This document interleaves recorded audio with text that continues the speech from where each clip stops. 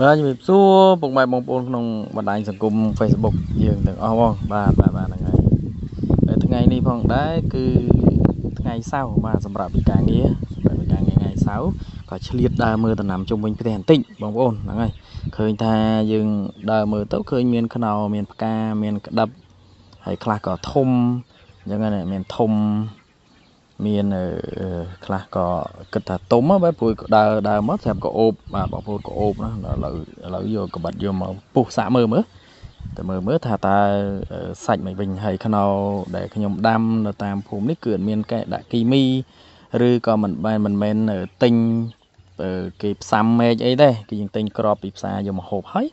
យើងដាំដោយក្របតែម្ដងអញ្ចឹងយើងពុះមើលថាតើសាច់វាមិនវិញដែរហើយចង់ដឹងថាតើរសជាតិផ្អែមឬអត់ហ្នឹងណាព្រោះអីខានមើលពីវិញហើយស្រាប់ដើរមកដល់ក៏ធំខ្លួនក៏អូបបងប្អូនហ្នឹងហើយឥឡូវក៏សាកពុះមើលតើសាច់ខ្នុរមិនដែរមើលដាំមិនរយៈពេលយូរទេបងប្អូនយើងដាំតែរយៈពេលតែមួយឆ្នាំជាងគឺទទួលបានផលខ្នុរលឿនបាទមើលសាច់ទេបងប្អូនអូសាច់ក្រាស់ល្អបងប្អូនសាច់ក្រាស់ស្អាតមើលភ្លក់មើលផ្អែមឆ្ងាញ់ដែរអត់ណាបាទភ្លក់ទាំងអស់គ្នាបងប្អូនបាទ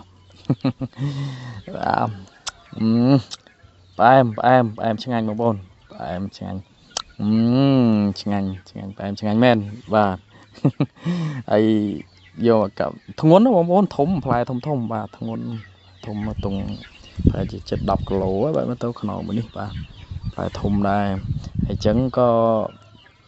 កាប់យកទៅទុកមើលគេលោប្រពន្ធមកពីសាលាអីគេ